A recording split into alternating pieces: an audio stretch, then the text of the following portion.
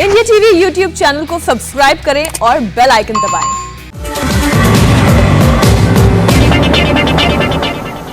नमस्कार, मैं हूं सौरभ शर्मा।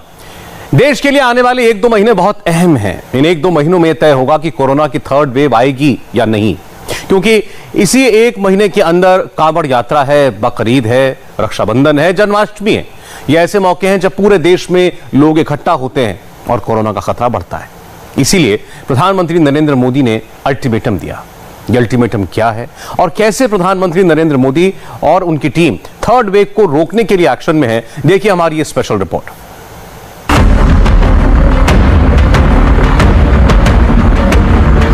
हमें और सतर्क रहने की जरूरत है। हर स्तर पर हर कदम गंभीरता के साथ उठाए जाए। हर वेरिएंट पर भी नजर रखनी होगी और सख्त कदम उठाने होंगे।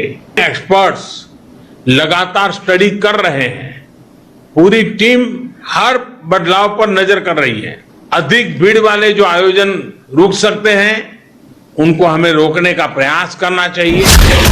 ये प्रधानमंत्री नरेंद्र मोदी की अपील है, ये सरकार का एक्शन है और ये कोरोना प्रोटोकॉल पर पब्लिक का लापरवाही वाला रिएक्शन है। केम्प्टी फॉल कैसा लगा? भाई अभी तो आए हैं यार। मास्क कहाँ है? मास्क ये रहा, लगा रहे हैं हम। अच्छा, ये मास्क कहाँ है भाई? ये रहा। देखिए ऊपर देखिए, सनग्लासेस है, मास्क नहीं है। चश्मा है, मास्क नहीं है। आप पीछे पलटेंगे तो मास्क नहीं है। बड़े गर्व के साथ कैमरा दिखता है तो बड़े गर्व के साथ मास्क वापस आ जाता है। वो अंकल जी अपने बच्चे के साथ है। बच्चा तो है ही है, अंकल जी ने भी मास्क नहीं लगाया, मुस्कुरा रहे हैं। नाक तक नहीं आएगा तब तक मास्क। ये देखिए छोटे बच्चे के साथ है, मास्क नहीं है। ये केम्प्टी फॉल की तस्वीरें हैं। भाई साहब ने मास्क लगाया है, वो नाक के ऊपर नहीं है। तो ये स्थिति है यहाँ पे। मैम, हेलो मैम, कैसा लगा केम्प्टी फॉल? बहुत अच्छा। मास्क कहाँ है मैम? थर्ड वेव को लेकर केंद्र सरकार अलर्ट पर है और देश के एक एक राज्य को भी अलर्ट रहने के लिए कहा जा रहा है। प्रधानमंत्री नरेंद्र मोदी लगातार बैठकें ले रहे हैं। केंद्र के अधिकारियों की राज्य के अधिकारियों के साथ बैठक हो रही है। प्रधानमंत्री व्यक्तिगत रूप से एक एक राज्य के मुख्यमंत्री से बात कर रहे हैं। अवेयरनेस के लिए, जागरूकता फैलाने के लिए घोषणाएं की जा रही हैं। लेकिन देश के सबसे पढ़े लिखे लोग जो टूरिस्ट हैं, वो एकदम बेफिक्र हैं। उत्तराखंड के मसूरी में केम्प्टी फॉल से हमारे संवाददाता ने पूरी ग्राउंड रिपोर्ट की है। हम पूरी ग्राउंड रिपोर्ट आपको दिखाएंगे। दूसरी वेव झेलने के बाद भी कैसे पब्लिक टेंशन फ्री है, मौज मस्ती के मूड में है, सब आपको बताएंगे। लेकिन सबसे पहले देखिए प्रधानमंत्री नरेंद्र मोदी ने देश से क्या अपील की है। हिल स्टेशन पर जाकर कोरोना प्रोटोकॉल की धज्जियां उड़ाने वालों से प्रधानमंत्री ने क्या कहा है। ये जरूरी है कि हर स्तर पर हर कदम गंभीरता के साथ उठाए जाए। अधिक भीड़ वाले जो आयोजन रुक सकते हैं, उनको हमें रोकने का प्रयास करना चाहिए। साथियों, केंद्र सरकार द्वारा चलाए जा रहे सबको वैक्सीन मुफ्त वैक्सीन अभियान की नॉर्थ ईस्ट में भी उतनी ही अहमियत है। प्रधानमंत्री ने ये बयान आज पूर्वोत्तर के 8 राज्यों के साथ हुई वर्चुअल बैठक में दिया है। प्रधानमंत्री ने कोरोना को लेकर 8 राज्यों के साथ वर्चुअल बैठक की। असम, नागालैंड, त्रिपुरा, सिक्किम, मणिपुर, मेघालय, अरुणाचल प्रदेश और मिजोरम। वैसे पूरे देश में कोरोना के केस कम हो रहे हैं, लेकिन नॉर्थ ईस्ट के जिलों के कुछ पॉकेट्स में कोरोना का पॉजिटिविटी रेट बढ़ रहा है।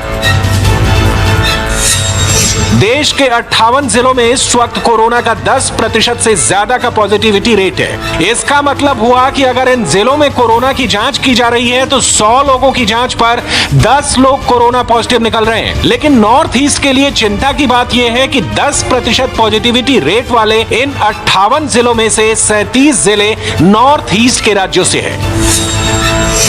इनमें 8 जिले मणिपुर के हैं, 7 जिले मेघालय के हैं, 5 जिले अरुणाचल प्रदेश के हैं। असम और सिक्किम में 4-4 जिले हैं। इसके अलावा मिजोरम, नागालैंड और त्रिपुरा के 3-3 जिले हैं। यही वजह है कि प्रधानमंत्री ने खुद इन राज्यों के मुख्यमंत्रियों से बात की है। नॉर्थ ईस्ट के कुछ जिले ऐसे हैं जहां संक्रमण के मामलों में बढ़ोतरी दर्ज की जा रही है। इन संकेतों को हमें पकड़ना होगा। हेमंता जी बता रहे थे कि उन्होंने लॉकडाउन का रास्ता नहीं चुना, माइक्रो कंटेनमेंट जोन का रास्ता चुना। 6000 से अधिक माइक्रो कंटेनमेंट जोन बनाए। इसके कारण रिस्पॉन्सिबिलिटी तय हो सकती है। उस माइक्रो कंटेनमेंट के जोन का जो इंचार्ज होगा उसे पूछ सकते भाई कैसे गड़बड़ हुआ, क्यों नहीं हुआ, कैसे अच्छा हुआ। इसलिए जितना जोर माइक्रो कंटेनमेंट जोन पर हम लगाएंगे, हम इस परिस्थिति से जल्दी बाहर आएंगे। पिछले 1.5 साल के अनुभव से देखा है, वही टेस्टिंग, ट्रैकिंग और ट्रीटमेंट, इसकी जो हमारी रणनीति है, जो हमारा इंफ्रास्ट्रक्चर है, वो अगर बेहतर होगा तो ज्यादा से ज्यादा जीवन बचाने में हम सफल रहेंगे। 16 जुलाई को सुबह 11 बजे प्रधानमंत्री ने एक और वर्चुअल मीटिंग का प्लान किया है। ये मीटिंग तमिलनाडु, आंध्र प्रदेश, कर्नाटक, ओडिशा, महाराष्ट्र और केरल के मुख्यमंत्रियों के साथ होगी। इनमें से कुछ राज्य ऐसे हैं जहां से कोरोना की सेकेंड वेव फैली थी और इन राज्यों में इस वक्त भी कोरोना का हाई पॉजिटिविटी रेट है, जो सरकार के लिए चिंता की बात है। जैसे पिछले 24 घंटों में केरल में कोरोना से 100 मौतें हुई हैं, इसी तरह ओडिशा में 68, कर्नाटक में 61, महाराष्ट्र में 53, तमिलनाडु में 36 और आंध्र प्रदेश में 22 लोगों की मौत पिछले 24 घंटे में हुई। इन 5 स्टेट से अप्रोक्सीमेटली 73.4% केसेस जो इस माह में देश में रिपोर्ट हुए हैं, वह इन 5 स्टेट से इन प्रतिशत के हिसाब से आते हैं। साथ ही हम देखें कि वह जिले जहां 100 से अधिक केसेस प्रतिरोज के हिसाब से रिपोर्ट हो रहे थे, तो वीक एंडिंग 4 मई के समय पर जहां ऐसे 531 जिले देश में थे, वह वीक एंडिंग 2 जून तक घटते घटते 262 जिले रह गए। और उसके बाद अगर हम कल का डेटा लें तो पाते हैं कि केवल 73 जिले देश में ऐसे हैं जहां पर 100 से अधिक डेली केसेस रिपोर्ट हो रहे हैं। प्रधानमंत्री ने जब नई कैबिनेट के साथ बैठक की थी तो कोविड पर उन्होंने कई महत्वपूर्ण निर्देश दिए थे। प्रधानमंत्री ने नई कैबिनेट से कहा कि अनलॉक के बाद बढ़ती भीड़ बहुत चिंताजनक है, आप लोग भी अपने अपने क्षेत्र में ध्यान दें। प्रधानमंत्री ने निर्देश दिए कि भारत सरकार के गृह सचिव उन राज्यों के सचिवों से बात करें जहां पर केस बढ़ रहे हैं। जब उत्तराखंड के नए मुख्यमंत्री पुष्कर धामी दिल्ली में प्रधानमंत्री मोदी से मिलने आए, उस वक्त भी प्रधानमंत्री ने भीड़ भाड़ वाले इलाकों में कोविड प्रोटोकॉल पर निर्देश दिए थे। प्रधानमंत्री नरेंद्र मोदी को इस बात की आशंका है कि टूरिस्ट प्लेस कोरोना की 3rd वेव का ट्रिगर पॉइंट हो सकते हैं। उत्तराखंड के मसूरी के कैंपटी फॉल की ये तस्वीरें काफी वायरल हुई थी, जिसमें लोगों ने मास्क को पूरी तरह से टाटा बाय कर दिया था। इन तस्वीरों ने पूरे देश की चिंता बढ़ा दी है। वही कैंपटी फॉल जहां से ये तस्वीरें आई थी, उसी कैंपटी फॉल से ग्राउंड रिपोर्ट करने के लिए इंडिया टीवी की टीम मसूरी पहुंची। कहाँ से आए आप लोग? दिल्ली से। दिल्ली से। तो क्या चालान कटा है? चालान हमारा मास्क का काटा है। एक्चुअली इनका मास्क हमारा है। हटा के मत दिखाओ, इसे नाम बिना मास्क के ही माना जाएगा। तो ऐसे मास्क था इसलिए चालान कटा है। तो कितने का चालान है आपका? 500 रुपीज। तो RT-PCR PCR नेगेटिव रिपोर्ट है आपके पास? और हमारे इंजेक्शन भी लगे। We are working in Axis bank. Vaccinated है? तो वैक्सीनेटेड है लेकिन मास्क नहीं लगाया था तो फाइन लग रहा है। 500 रुपए का फाइन इन्हें देना है। तो उसकी प्रक्रिया इनकी जारी। आप नीचे जाएंगे, मास्क बिल्कुल नहीं उतारेंगे। आपकी फैमिली साथ में है, यहाँ ऑल इंडिया का टूरिस्ट आ रहा है। 500 अगर आप मास्क उतार दिए 500 रुपये तो उसमें जुर्माना है और फैमिली आपकी बीमार हो सकती है। और 2 मिनट सुरक्षा अपने हाथ में और 2 मीटर डिस्टेंस हो रहा हूँ। सरकार सख्ती दिखा रही है, पुलिस भी अपनी तरफ से सख्ती दिखा रही है, लेकिन फिर भी सिस्टम के लूप होल्स का फायदा उठाने वालों की कोई कमी नहीं है। मास्क का चालान करो, मास्क का चालान कराइए। साइड लगाओ गाड़ी, साइड में लगाओ।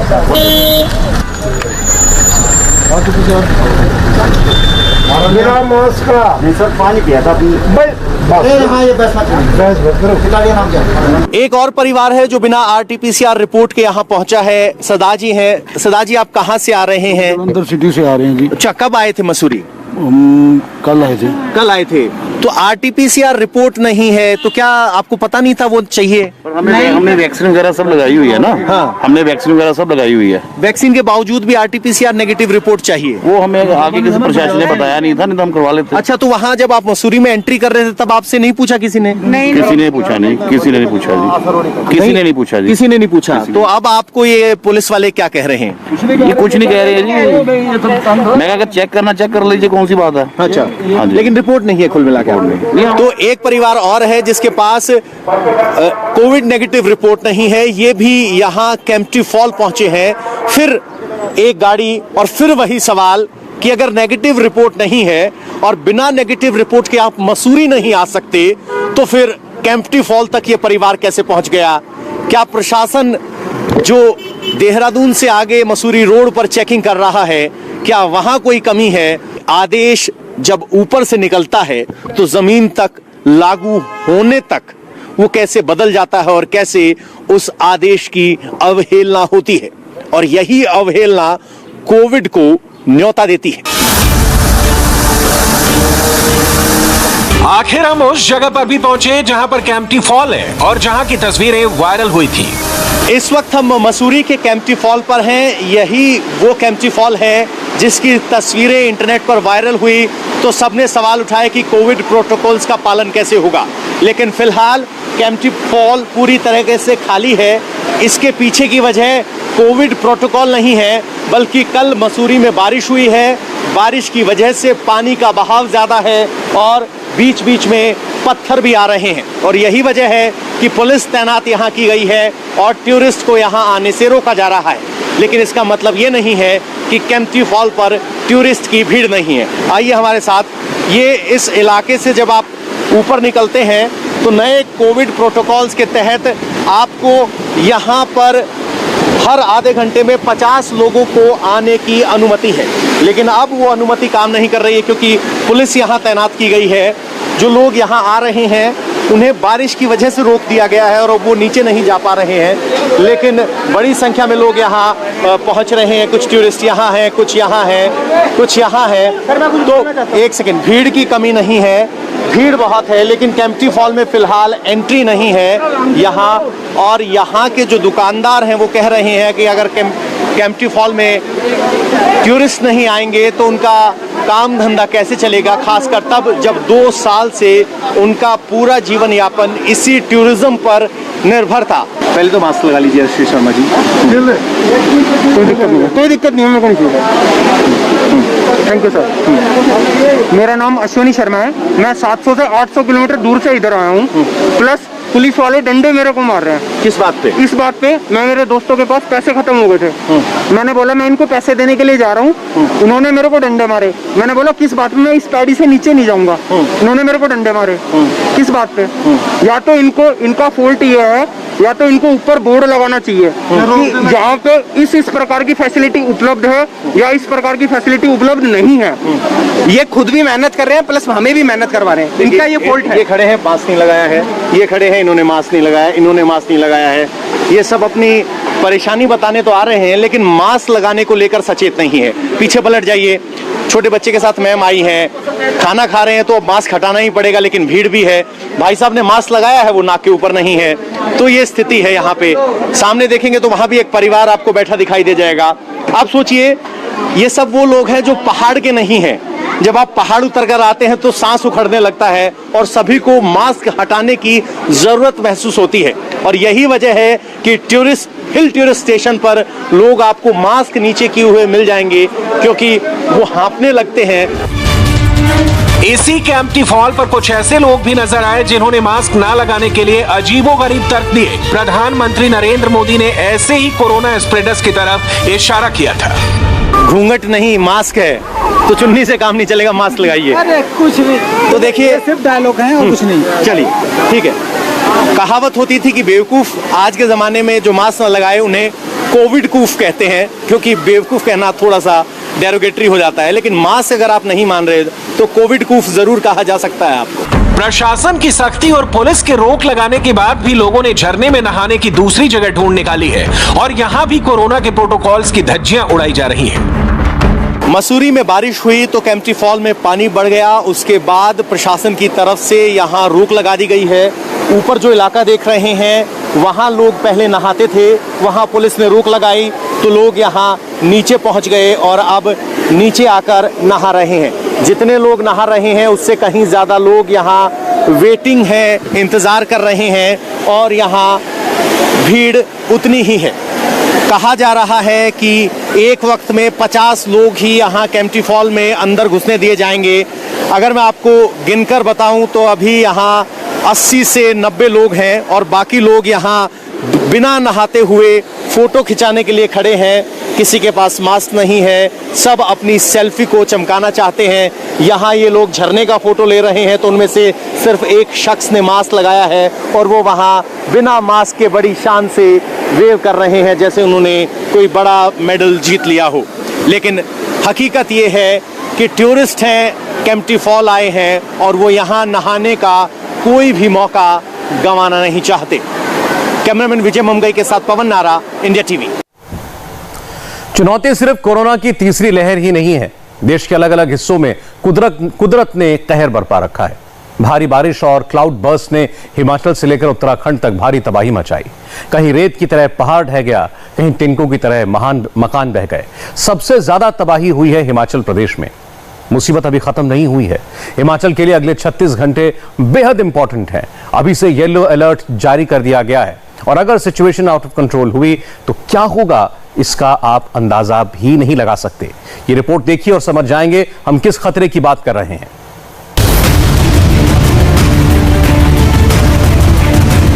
हिमाचल के धर्मशाला की ये तस्वीरें सबने देखी। बहुत डराने वाले वीडियो आए हैं। अगली सुबह क्या हुआ, ग्राउंड रिपोर्ट देखिए।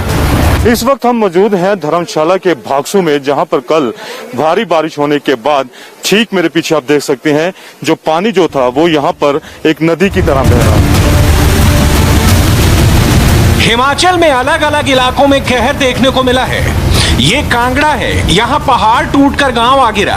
घरों को तोड़कर अंदर घुसी चट्टानों को देखिए। ये मेरे पीछे जो मकान आप देख रहे हैं, ये पूरा का पूरा मकान जो मलबा जब ऊपर से आया उसने पूरी तरह से उसको तोड़ कर रख दिया।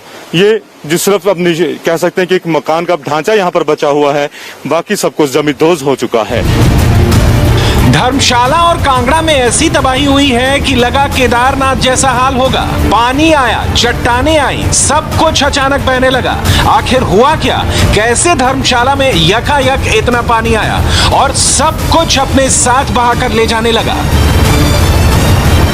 पहाड़ी इलाकों में हुई सुबह की बारिश मानो लोगों पर आफत बनकर टूटी। इस वक्त हम मौजूद हैं मैक्लोडगंज के एक एरिया में और आप देख सकते हैं ये वही तस्वीर है जहां पे कल भारी मात्रा में जो पानी जो था वो बह रहा था। गाड़ियां जो थी वो ताश की पत्तों की तरह बह रही थी।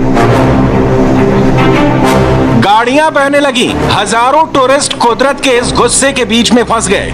पानी कहां से आएगा, किधर बहा ले जाएगा, डर बहुत ज्यादा था। टू व्हीलर की हालत देखिए, पहचान में नहीं आएगा कि ये कौन सा टू व्हीलर था। कल ये यहीं पर खड़ा था पार्किंग में और ये पार्किंग एरिया बनाया गया है होटल्स की तरफ से। गाड़ियां यहाँ पर खड़ी हुई आप देख सकते हैं, ये पार्किंग एरिया बनाया गया है और ये एनक्रोचमेंट जो है यही एक बहुत बड़ी वजह है। धर्मशाला पर लौटेंगे, पूरी स्टोरी डिटेल में बताएंगे, लेकिन तब हिमाचल प्रदेश के कांगड़ा में क्या हो रहा था वो देखिए। कांगड़ा में बरसाती नदियों की रफ्तार देखिए और फिर उससे हुआ नुकसान देखिए। हो गया मकान ये बिल्डिंग ही गई एक यही बिल्डिंग गया हो गया फला ये बिल्डिंग भी अल्लाह चातड़ में क्या हाल होगा खेला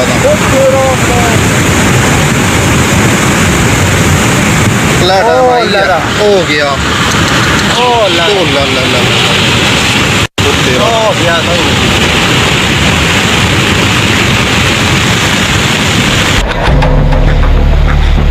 रात में कांगड़ा की बोह वैली में अचानक रेस्क्यू ऑपरेशन की नौबत आ गई। इलाके में पहाड़ से मलबा आया, पानी आया, कई लोग फंस गए। लोगों की जान रात के घुप अंधेरे में बचानी पड़ी। बैटरी की रोशनी में रेस्क्यू ऑपरेशन हुआ। एक एक करके 5 लोगों को निकाला गया। सुबह क्या तस्वीर मिली, पुनीत परिंजा की ग्राउंड रिपोर्ट देखिए। इस वक्त हम मौजूद हैं कांगड़ा के एक गांव बो में और यहाँ पर भी तबाही का मंजर दिल दहला देने वाला है। यहाँ पर एनक्रोचमेंट तो नहीं था, लेकिन यहाँ पर कुदरत ने ऐसा खेल खेला कि कई जिंदगियां ले गया। ये सामने ठीक मेरे पीछे अगर मैं दिखाऊं यहाँ पर, तो वो सामने से आप देख सकते हैं कि वहां से पहाड़ जो थे, उसके अचानक पहाड़ का बड़ा हिस्सा जो था वो टूट कर नीचे आता है और यहाँ पर गांव था पूरा। यहाँ पे 9 लोग जो हैं यहाँ पर अभी मिसिंग हैं, जिसमें से 4 जो महिलाएं हैं उनको बचा लिया गया है, 1 पुरुष है उनको बचा लिया गया है और उसके अलावा एक डेड बॉडी जो है वो यहाँ पर मिली है। 9 लोग अभी भी मिसिंग है। 7 से 8 घर जो थे, आप देख सकते हैं कि कितनी बड़े बड़े पत्थर और चट्टाने जो थी वो ऊपर से आके गिरा, जिसके चलते ये सारा हादसा हुआ। सोफा वहां पर पड़ा हुआ है, तमाम चीजें जो हैं, ये सामने नदी जो बह रही है, ये जैसे ही यहाँ पे ऊपर से जब मलबा आया यहाँ पर, तो सब कुछ तोड़ता हुआ अपने साथ बहाता हुआ उस सामने जो नदी बह रही है उसमें ले गया। अब चलते हैं धर्मशाला, जहां बाजार और होटलों के बीच पहाड़ी मलबे को बहते हुए सबने देखा। धर्मशाला हिमाचल प्रदेश का एक बड़ा टूरिस्ट डेस्टिनेशन है। करीब 1500 मीटर की ऊंचाई पर बसा ये हिल स्टेशन भूकंप के जोन 5 में आता है, यानी यहाँ भूस्खलन और पहाड़ दरकने का खतरा बहुत ज्यादा है और ऐसे में यहाँ से आई तस्वीरें बड़े अलार्म बेल की तरह है। तस्वीर है ये यहाँ का जो टूरिस्ट स्थल है भगासू, वहाँ की ये तस्वीर है और आप देख सकते कि एनक्रोचमेंट का कितना बुरा हाल है। ये वही नाला है जो नाला कल आफत बनकर टूटा था और इसके ऊपर पूरी तरह से एनक्रोचमेंट के बाद इसको देखिए कहां से वो निकल रहा है। बिल्डिंग देख सकते हैं पीछे, उस बिल्डिंग के अंदर से पानी निकल रहा है। तो आप अंदाजा लगा सकते हैं कि एनक्रोचमेंट का कितना बुरा हाल यहाँ पे रहा होगा। ये क्यों हुआ यहाँ पर? ये एनक्रोचमेंट की वजह से हुआ। इनक्रोचमेंट की वजह से हुआ। इसके बारे में कंप्लेंट भी की हमने, कोई किसी ने सुनवाई नहीं की। अच्छा, आपने कंप्लेंट की? इसकी कंप्लेंट की मैंने, मतलब जो अब देखो ये ऊपर मंदिर बना हुआ, पहले इन्होंने मंदिर बना लिया, उसके बाद इनक्रोचमेंट कर ली। इसके लिए मैंने डीसी साहब को भी एक ईमेल की थी और कमिश्नर साहब को भी एक लेटर दिया था और 40 आदमियों ने हमने साइन किए थे, जिसमें कोई सुनवाई नहीं की गई। जैसे जमीन बेचते गए लोग और जो बाहर के बंदे आए उन्होंने कवर करते गए नाला, नाले के ऊपर पार्किंग बनाते गए। अब हम लोगों ने काफी हद तक भी बोला कि नाला कवर मत करो, क्रोचमेंट मत करो, नहीं माने ये लोग। और नाला कवर करने के बाद आ जाइए देख लो ये हालत है। तस्वीरें झूठ नहीं बोलती, तस्वीरें आपके सामने है कि किस तरह से जो पहाड़ी इलाकों में एनक्रोचमेंट हो रहा है उसकी वजह से बार बार प्रकृति हमें संकेत दे रही है सुधर जाओ, लेकिन लोग हैं कि वो मानने को तैयार नहीं है। टाइम में तो नाला कम से कम 3 मीटर चौड़ा नाला था ये, आज देख लो 3 फुट भी नहीं बचा हुआ। तो ये सब क्रोचमेंट की हुई है होटल वालों ने, जिन्होंने बड़े बड़े होटल बना लिए और नाला के ऊपर पार्किंग बना दी। तो हम ये चाहते हैं कि ये पार्किंग टूट के और दोबारा से नाला वैसे का वैसे ही चाहे। धर्मशाला कांगड़ा जिले का मुख्यालय है और ये शहर धौलाधार रेंज के दक्षिण पश्चिम हिस्से में पड़ता है। पिछले 20 सालों में धर्मशाला में होटल बेतरतीब बनाए गए हैं, नालों के ऊपर पार्किंग बनाई गई है। जो भी सरकार रही उसने इस इलाके की अनदेखी की।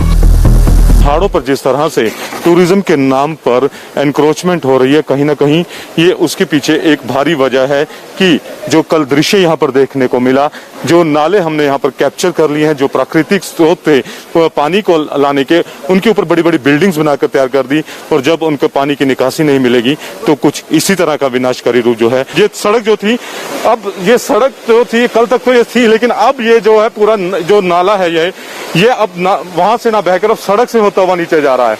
और ये तस्वीर जो है ये काफी हैरान करने वाली है कि बड़े बड़े पत्थर, जो मलबा जो था, जब ऊपर से पानी आया अपने साथ, जो सैलाब आया वो यहाँ से बड़े बड़े पत्थर को भी साथ लेकर आया और ये पूरी सड़क जो थी, सीमेंटेड रोड थी, ये इसको तोड़ती हुई ये आगे चली गई और वहां से पानी निकल रहा, पूरा नाला है ये। और ये पानी जो है वापिस ये बिल्डिंग है, ये होटल है एक, और ये होटल के बिल्कुल नीचे इन्होंने पूरा इंक्रोचमेंट किया हुआ है और उसके नीचे से फिर ये पानी आगे बह रहा है। और ये यहाँ पर सिर्फ एक जगह नहीं है, ये सारा नजारा जो है, ये सारी की सारी जो तस्वीर है, ये इतना बयां करने के लिए काफी है कि हिमाचल में प्रकृति के साथ किस तरह से जो इस तरह से जो तस्वीर है वो देखने के लिए प्रकृति के साथ खिलवाड़ किया गया है। ये एनक्रोचमेंट है, इसी एनक्रोचमेंट की वजह से कल जो इतना बड़ा हादसा जो था वो यहाँ पर देखने को मिला। भारी संख्या में एक के बाद एक आपको होटल्स नजर आएंगे यहाँ पे। धर्मशाला का 75% इलाका ऐसा है जहां ढलान 25 डिग्री से ज्यादा है और यहां होटलों की भरमार, नालों के ऊपर कंस्ट्रक्शन, बिना किसी प्लानिंग के काम, इन सभी वजहों ने इस हिल स्टेशन को हमेशा से एक तबाही के कगार पर खड़ा किया हुआ है।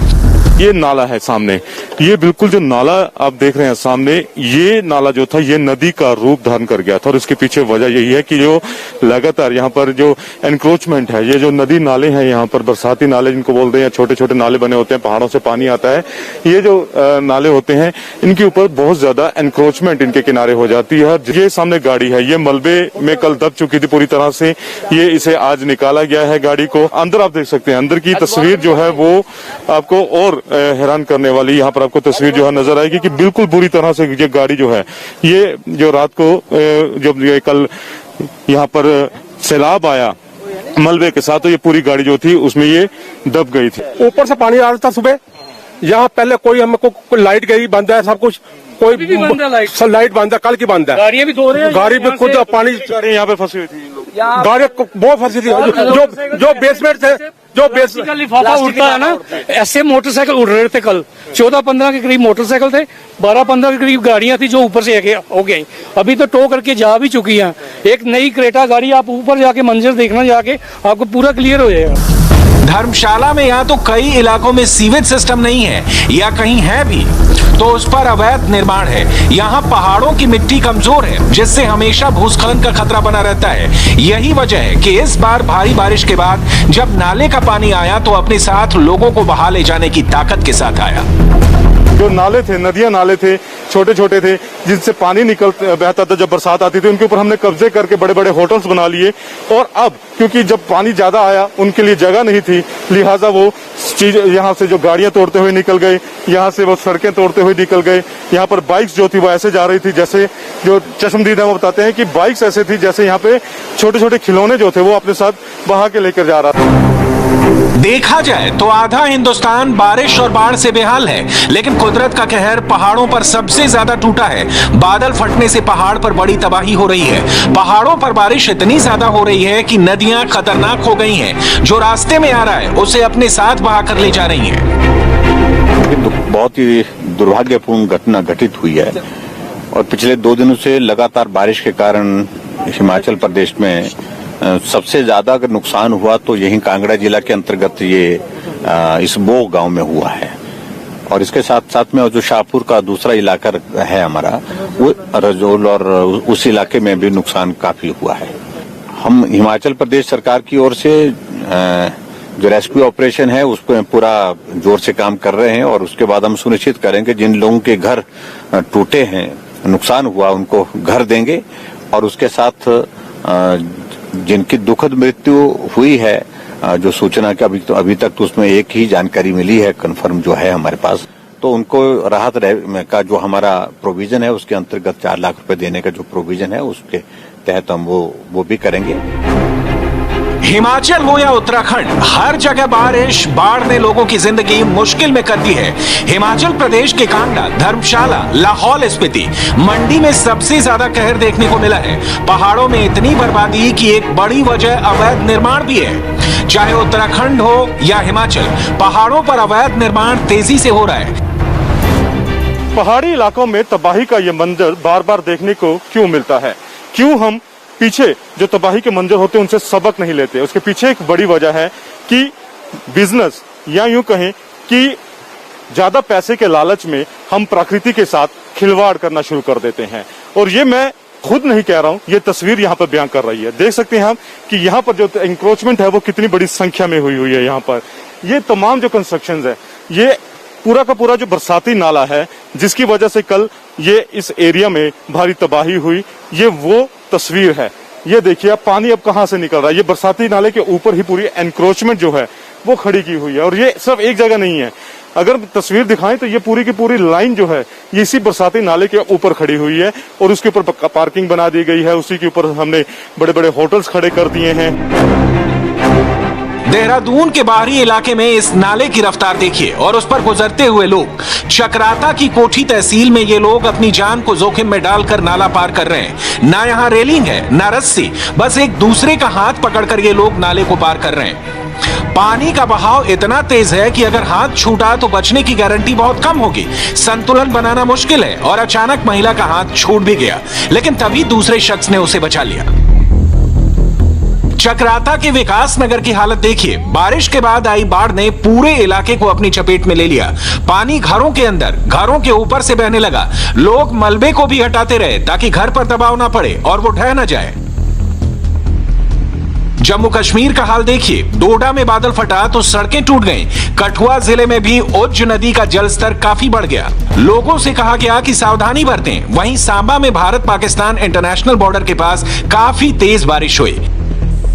बारिश के बाद जम्मू के निचले इलाकों का हाल देखिए। क्या गली, क्या घर, क्या सड़क, हर तरफ सिर्फ पानी ही पानी दिख रहा है। हालात ये थे कि लोगों के घर के अंदर तक पानी घुस गया। अभी तो मॉनसून शुरू हुआ है, अभी और बारिश होगी और ऐसी तबाही आने का खतरा लगातार बना रहेगा।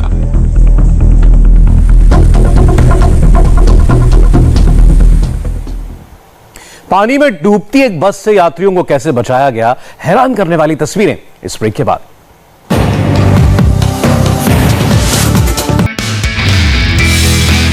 नमस्ते, मैं हूं मीनाक्षी जोशी। वीडियो और खबरों से अपडेट रहने के लिए India TV YouTube channel subscribe करें, बेल आइकन दबाना ना भूलें। जुड़े रहें इंडिया टीवी के साथ।